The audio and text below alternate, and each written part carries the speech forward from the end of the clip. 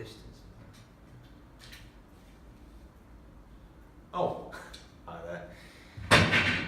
I'm here to explain to you what you will be watching in the following navigational briefing safety video.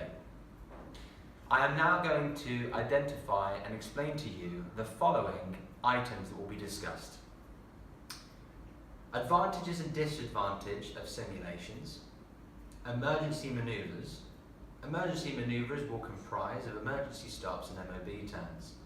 Turning characteristics. This will comprise of turning circles and low speed turns. And finally, environmental effects, which will consider how the wind and tide influences the vessel.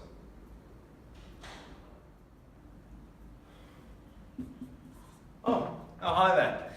I'm here today to talk to you about the advantages of using the simulator in our navigational briefing video, and our findings, of course.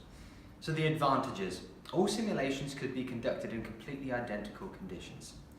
The times could be recorded accurately, as all manoeuvres can be started at the same speed and at the same start point of each individual exercise. Simulations could also be sped up to reduce the time taken to gather the data. Accurate ground tracks could be measured, increasing the accuracy of measured distances, such as tactical diameters, transfers, and stopping distances. The method of using the simulator was also very cost effective to conduct the tests and required very, very little manpower in comparison to using or videoing and gathering data upon a commercial vessel. Of course. Oh, hi there.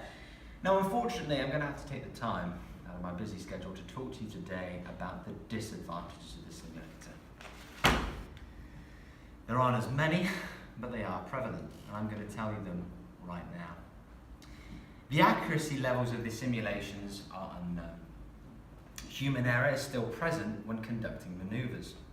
All simulations were conducted with no errors present. Now, on a ship, it is possible that small, unknown errors could be present and affect the manoeuvres we're testing.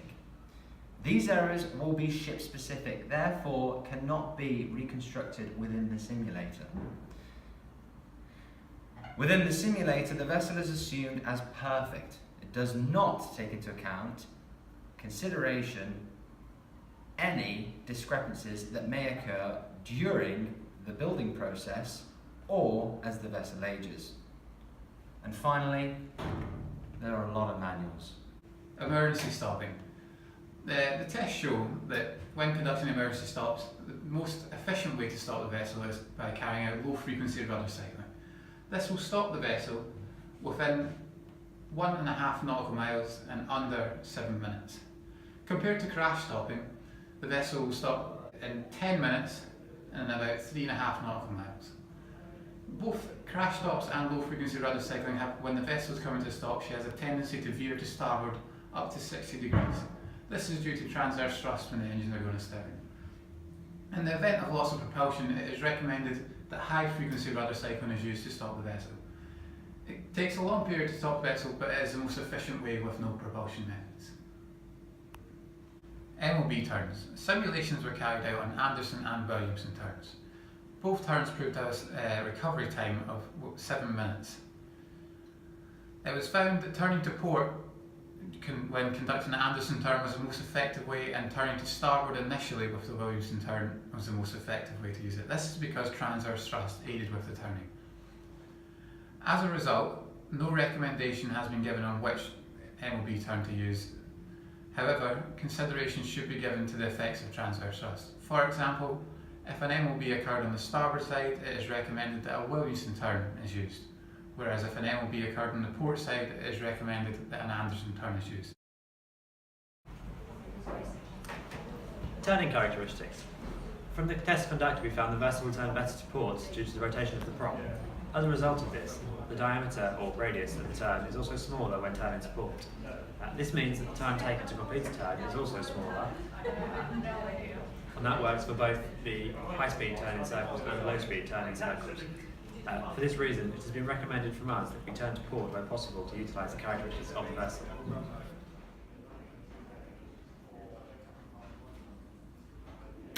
Hello there. The assumptions from the wind test are as follows. The unladen vessel is affected to a greater extent due to its higher area of windage than the vessel that is laden. Both vessels struggle to maintain steerage at dead slow on conditions greater than a force 6. And finally, the vessels will naturally turn to have the wind at 90 degrees to the ship's heading. Back so soon. Tidal currents. Tidal currents act in a similar way to a conveyor belt under the entire ocean, moving everything on top at a certain speed in a certain direction.